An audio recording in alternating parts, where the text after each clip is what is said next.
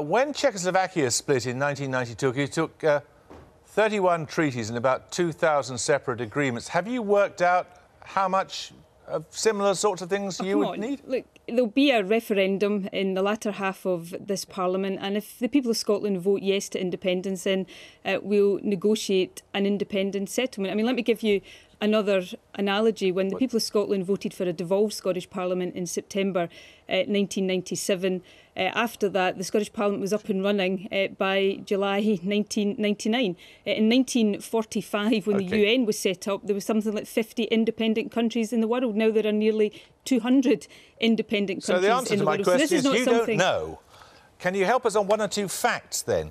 You will remain a monarchy, will you? That's our preferred position, that we would retain the Queen as head of state. Look, independence... Have you asked her? Well, listen, independence is not about separation. Independence is about giving Scotland the political and economic powers to take the right decisions in our own interest. Look, we know what the rhetorical arguments are. I'm just concerned here with some practicalities. What about your armed forces? How big an army do you think you'd need?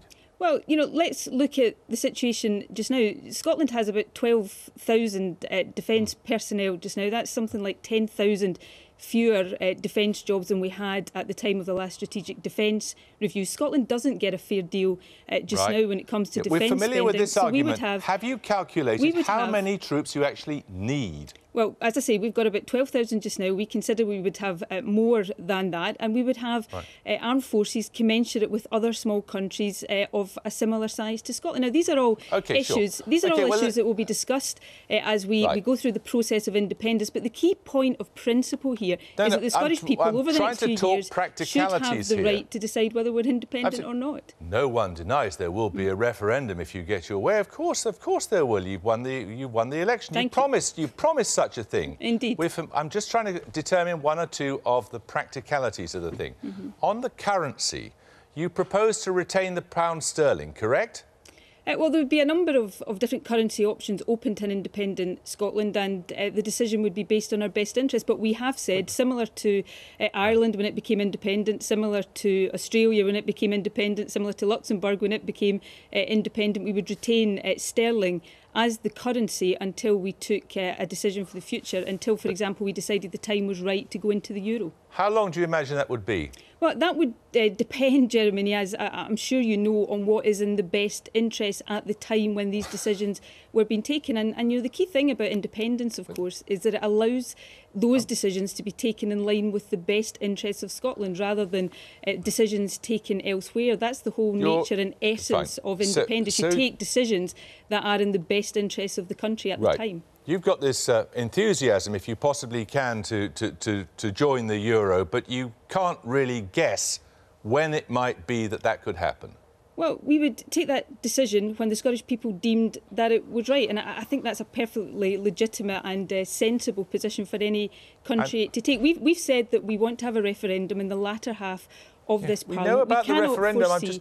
I'm just asking about one or two practicalities. No, but I'm making the point about the fact that we need to take decisions such as the euro, for example, at the time, because we cannot look ahead right now and foresee what will be in the best interest of Scotland at that time. It's very important for anyone considering setting up a Travelex concession at Berwick-on-Tweed, isn't it? Well, I mean, that's a ridiculous argument about movement, etc. We'll take decisions that are in the best interest of Scotland, and that is the essence and the nature of independence. That's what you always say, but I'm just concerned to try to establish one or two nuts and bolts. Let me ask you a very straightforward question. Would an independent Scotland stay in NATO?